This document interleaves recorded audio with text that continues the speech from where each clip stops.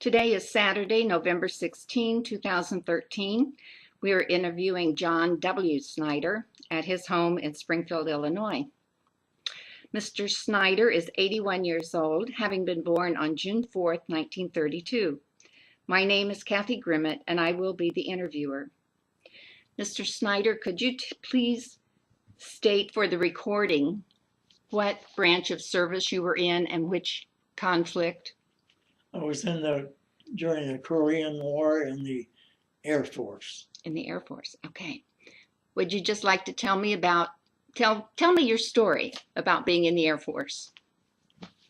I enlisted with my brother, and we went through basic training in San Antonio together, and then there were a couple of fellas that needed some extra money, so they went through our fatigues at nighttime and stole some money, and they admitted to stealing from four of us guys. They took $2 from me, and they admitted to it, and so we got our orders to go out to different schools. My brother went out west and went to airplane and engine mechanics. And then I got orders to go west to a town, a town, and I was going to learn to be a truck driver. And by the time they had the trial for these fellows that said they stole some money, I spent another 2 months down at Lackland Air Force Base waiting for the trial, and after it was over, I got new orders, and they instructed me that they told me that I was going to go to Biloxi, Mississippi for electronics school. I really liked the idea because I already knew how to drive a truck, and so I went to Biloxi, stayed there for almost a year, going to radar repair school, and then they had another schooling for, they called it IFF, Identification Friend or Foe. And so I went to that school, and when I got out, I went home on leave for 30 days, and then they shipped me to Thule, Greenland, which is not far from the ice cap. The temperature was 70 degrees below zero almost constantly.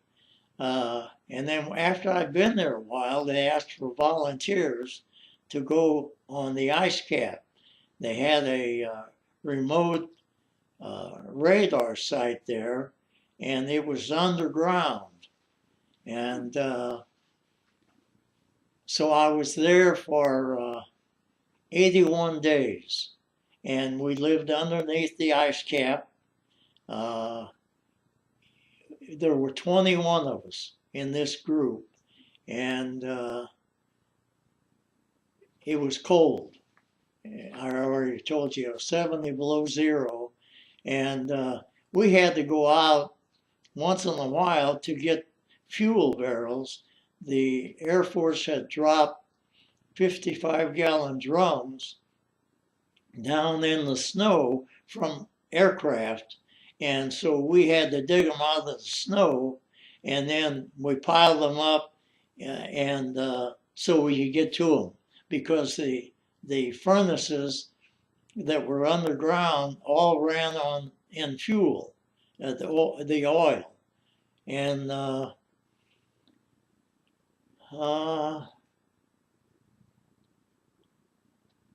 Did anyone steal from you down there? No, no, they didn't steal. It was quite a tour. It was exciting when we looked out one day and we see it was getting daylight over in the part of the area, and it would get lie there by 13 minutes every day because it was dark all the time, had been dark when we flew up there. And then so it was good to see the daylight. And I was there for, like I said, 81 days. And then the C-47 aircraft would fly up there and bring us supplies. But we heard that the navigators never liked to find us. They always got lost. And so they brought us movies sometimes. We had 4 movies. And I can't tell you what the name of them were, but we played them, all 4 of them, like every night. We'd play one. And then we'd play them again. And then we started playing them backwards. And then we'd play one because they had them in cans. And I think there was like 3 cans per movie. So we'd play 1 can of one movie and then switch another movie in there. It was very confusing, even for us that knew what was going on. One day we woke up and some of the fellows had gone out to where we dumped the trash, and they saw a polar bear. And so they came back in and told the commanding officer, who was a second lieutenant, who probably wasn't as old as I was, but he was in charge. And so he called on the radio to Thule Air Base, and they said, we'll have to get permission from the Canadian government if you could do something about the bear. So he did. He called back. He said, well, you can kill the bear because he'll be a danger to you guys going out there and trying to get fuel oil. So the lieutenant was there, and we had rifles, but they were still in boxes of cosmoline. It was a storage area, and so they got a couple of them out, a couple of rifles out, and the lieutenant took one, and we had a staff sergeant. They gave him a rifle, and we went out and stood there, and I got 8 shots off, and then my camera ran out of film. So anyhow, they shot the bear and killed it. I went up there to repair radar sets, but they didn't have a radar. So they gave me a job of driving a Caterpillar tractor and another piece of equipment. It was made by Studebaker, and instead of wheels, it had tracks on it. And so I drove that around. If guys wanted to go sightseeing, we would drive around and in the Studebaker and see all the snow and the ice and the animals. There weren't too many animals up there, except this polar bear. Did they kill the polar bear? Yes, they killed the polar bear. And what did they do with it? I had a tractor and a sled behind it. So we set the bear on the sled, and we put a barrel underneath him, a 55-gallon drum between his legs, and and we took a broomstick, put it under his chin, and he froze that way. So we had a guy that was the cook, and he would also he would get up early in the morning and start breakfast, and then he would go back to bed. And so we knew he was in there, and he was on the bed. So we drug the sled in there with the bear, and we parked it right outside the door where he was going to come through. And he woke up, walked out there, and he was kind of startled to see a bear. you know, that big bear, because it weighed around 750 pounds. And so anyhow, we got a kick out of that. Were you all up waiting for him to come out? Yes, yeah, we waited because we knew about what time he got up. He had he was on the same schedule almost every day. So we enjoyed seeing his face when they saw that bear. So I don't think I caught when you enlisted. What date did you enlist? June 27th, 1952. And we got out June the 26th. I got out June 26th of 56. And my brother was in England, and he didn't come home for maybe 10 days after that. And so you were in training for about a year down Right. Texas and Biloxi, and then you went up there for 81 days. Well, no, I was up there in Greenland for a year. Oh, a full year. Okay. But we were on the ice cap for 81 days. Okay. Where we had to live underneath the, you know, the Army had sent people up there to build this place, and it was supposed to sink about 2 inches a year. Well, the first year it sunk 2 feet, and this stuff was on top of the ice cap.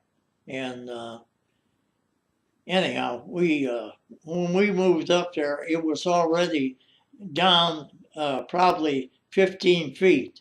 And so they built escape hatches, and they were made out of corrugated metal like you see under a driveway, but they were probably 15 feet in diameter. And the entire complex was built out of those things, 15 feet in diameter, but they were probably 80 feet long, and they had 3 of them. And then they had to put connections between the 3 places. But it wasn't really as big as you would think, but there was only 21 of us that lived there. So did it finally just sink out of sight, or? With what? Did it finally just sink? I had no idea. I didn't stick around that long. I got away after 81 days. That's all longer I stayed up there, and it was cold. And we saw the sun come up. I think I covered that. The sun came up, and first time, and just stayed. And, you know, every 13 minutes it would. You'd see a little more of the sun until I don't think we saw it when it was. I did see it when it was full daylight, 24 hours a day. We would look up and the sun would be up there, and they'd just see moving around. And well, I was glad to leave. Yeah. And then where did you go? I went back to Thule Air Force Base and flew home. I think it was in August of, anyhow, we did fly home, and I thought, well, you know, they said, write down where you would like to be stationed. So I put Louisiana and Texas and Mississippi down on the Gulf course, because I'd been up north long enough, and got my orders, and they sent me to northern Minnesota. We were 90 miles south of the Canadian border, and I had another 2 years of cold weather, but it didn't get quite as cold. It only got to 45 below zero up there. And so it was a relief, but. So did you ever go overseas? They called that overseas. Oh. Except we didn't go to overseas pay. Okay. They forgot that. So you were in the Korean conflict, but you spent most of the time here in the U.S. and Greenland. Yes. Okay. Right. So did your brother see any combat? No, he didn't. He went to England and he saw a lot of girls Mm-hmm. because I used to get letters from him and he would tell me when they just got off a date. And he said, "Well, oh, we had a good time." Now, when you left, were you married? No, I was not. Okay. And how old were you when you enlisted? Uh, 20. 20. Okay. And your brother was a little older than He you? was 18. Oh, okay. Yeah, So he you were was the older younger. brother. Okay. And who did you leave behind? Did you know Charlene at that time? No, I did not even know her. Left my parents and baby sister. I had two older sisters that lived in St. Louis, and when they heard my dad was going to move to a farm in High Hill, Missouri, they found somebody to marry him. They had dated him for a while, but they got married, and so it was just my little sister Carol Mm-hmm. and my brother Clinton and myself and my parents that moved to the farm. What was your occupation before you enlisted? I worked for a McDonnell Aircraft, uh, and we put a lot of rivets in the jets, Mm-hmm. jet aircraft. They manufactured. Mm-hmm. Okay. Um,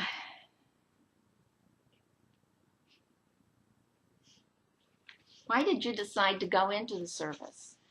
Uh, I really don't remember the exact reason, but we decided we were going to get drafted if we stuck around for a while, and so we heard about the Air Force and we could be trained in something, and it was a good idea because I used my electronic training to get the jobs that I have had for years. Mm-hmm.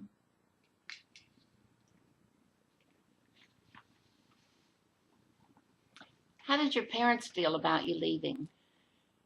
We went to my sister's house in St. Louis and had lunch with my sister and my parents and a couple of brother-in-laws, and we heard some noise coming while we were eating, and we didn't miss my dad right there, but he was in the bedroom and he was crying his eyes out, and we just felt so sorry for him. So he was not happy you were leaving. He didn't like the idea that he was leaving that his two sons were both leaving at the same time. And I guess maybe if we left one at a time, it wouldn't have been so bad. But his only sons were leaving him, and he wouldn't see him for a while. Okay. Had the conflict already started? Yes, the Korean War had already started, but my brother and I say that when we enlisted, they got scared, and so the war was over within 6 months at the time we went in. But that's not true, is it? No. Well, it was over. Oh, it was? Okay. It was over, yes, within 6 months after we enlisted. Had your father been in a war? Had he No, been? he had not. He wasn't in He the hadn't military. been in the war, had never been in the service at all. Okay. And what kind of reception did you get when you came home? Nothing. We just got out, and that's why I'm so happy that they're doing it now for the veterans. And so it made up for it when they had this thing out at the airport. Mm-hmm. And I was happy to be one of the group that flew to Washington, D.C. Yeah. My son Kerry went with me, and we had a blast. It was a fun time, and we saw a lot of history, the Capitol and so many other sites in Washington, D.C. Mm-hmm. And we enjoyed it. It was a long day. We had to get up about 4 o'clock in the morning, and we didn't get, I don't think we got back to Springfield before 9 or 10 o'clock at night. Well, what a reception. There were so many people lined up in the hallways of the airport, greeting us and I couldn't walk too well, so my son Kerry was pushing me in a wheelchair, and it was just a fun time. Yeah, and I hear you had mail call. Yes, we had mail call. We were still on the plane when we had mail call, and they had some way devised a time and a place to get people to write notes and letters, put our names on and put them in the envelopes, and when they had mail call, they brought all those to us. What a surprise. You got a lot of Dear John letters. Yes, a lot of Dear Johns, yes. Okay, so did you receive any medals or awards for having been in the service? Yes, but I just got one a couple of months ago. They said they were sorry it was late because I got discharged in 1956, and here it is, 2013. And so, yes, but they weren't war medals. They were more like a good conduct discharge medal. And I kept my nose clean, I guess, while I was in there, so I got another medal for that. That was about it. Okay. So what'd you do with the medals? I have them in a drawer. I don't pin them on my shirt. I just don't think about them. Yeah. Have you joined any veteran organizations? No, I have not. Most of them they just seem to have beer parties, and I don't care for that. So I've been in an American Legion one time for a reception for a friend of mine, and but that's about the only time I could win. How do you feel about your military experience? Oh, I wouldn't give a dime for any more, but I wouldn't take $1 million for my experience that I've had. How do you think other than your training you got, do you think it's helped you in civilian life? Yeah, I would think so. I think all of us learn something from life as we go through it, and I certainly did when I was in the service, and then after I got out of the service and I started dating Charlene, and we got married, and we have 4 wonderful sons, and I think we have 9 grandchildren, and I don't know if there's any more on the way or not. Okay, and tell me what you did. After you were out of the military, you used that training to work on electronics? Yes, at first I went to work at McDonnell Aircraft, and doing the same job I had done before, and I thought that was a good deal because they said they would count the years that I had with them toward my retirement. And so I went back with them, and I worked for about 2 weeks, and I said I'd like to have a week off, so they gave me a week off, and I was gone a month. I had some friends in Wisconsin that I wanted to visit, so I was in no hurry to get back. But when I came back, they had a chain around my toolbox, and they said they didn't need me anymore. So I went to work for several other people, ended up with Remington Rand. I repaired typewriters, and then they needed somebody in the electric shaver division. So I went to work for them a while, and then a fellow that I met worked in the systems division. He said, "John, we'd like to have you come work with us."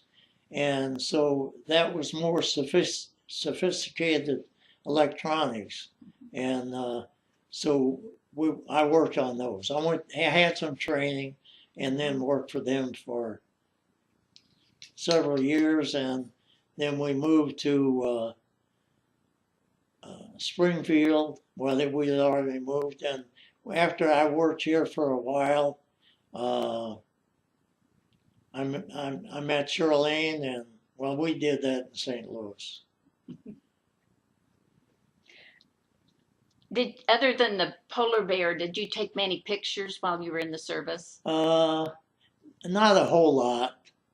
I did take some, but the film, those days, I got an album that they've all faded, the color prints. The color film just came out sometime about the time I entered the service, and it wasn't the best. And so it faded quite a bit. You could still tell that it's a bear, and but it's just tinted. Mm-hmm. Have you kept in touch with any of the men who were in your unit? Only one man. His name was Dean Richardson. He lived in Wisconsin, and I used to go up there when we were stationed together in Minnesota. He took me home, introduced me to his parents and a couple of brothers, and it was such a fun time for me because even after he got discharged, I went back. He got discharged and he married, and he was out of the service, but I used to go down there and visit with his parents and his brothers, and I happened to meet a couple of girls down there that I dated, and it was a fun time, but not near as much fun as after I got married. You had to say that, didn't you? Yeah. Okay, is there anything else you want to add on to your story that you haven't already told me? I don't think so, except I'm certainly glad I met my wife, and we have 4 sons and the grandkids, and they're a joy to our life. Okay. Have any of your sons been in the military? No, they have not. Any grandsons? None. Or daughters? None. None. Would you recommend it? Yes, I would. But my wife wouldn't. Okay. All right, John. If there's nothing else, then I'm going to turn off the machine. Well, no, we've got 3 more minutes we have to talk. Oh, well, you can do that, can't you, Kathy? Let's see. What rank did you achieve? Airman first class. Airman first That's class. Good. How was the food? Huh? How was the food when you were in? It was good. Yeah. I didn't have any complaints about it, except at the North Pole, we had powdered milk and powdered eggs, and I don't know what else was powdered, but we had it. And then we had a Air Force plane that came and landed at Thule Air Base, and they brought cases and cases of milk, real milk. And so we got some of that. I think we all got 1 glass of milk that time. Wow. And so that was something different. And we had fresh eggs for a change. Okay, so what was your most memorable experience while you were in the service? I guess the ice cap, the polar ice cap, and the scaring polar the cook. bear, and it was quite an experience. I don't want to do it again. Okay, you told me that you did the movies for fun. That's what you had up there. Yeah, we did the movies for fun afterward because the people on the aircraft did not want to land because they knew some people had been stranded up there. And one time there was an officer, a high rank, that flew out there to visit with us, and the pilot shut down the engines, and it was 12 days before he got them started. Did you adapt well to the military when you first went in? I think Boot so. camp? Yes. Did you have any guys that just didn't? Oh, yes. Yeah, we had some that, well, we had some in Greenland that committed suicide, and but there were a lot of them went AWOL because they didn't like it, and some of them came back and some of them didn't. Well, I thank you very much, John. You're We welcome. almost made it. Okay. Not quite. Well, you can tell me a story of your life. I hope you can edit that. Oh, I think there we go.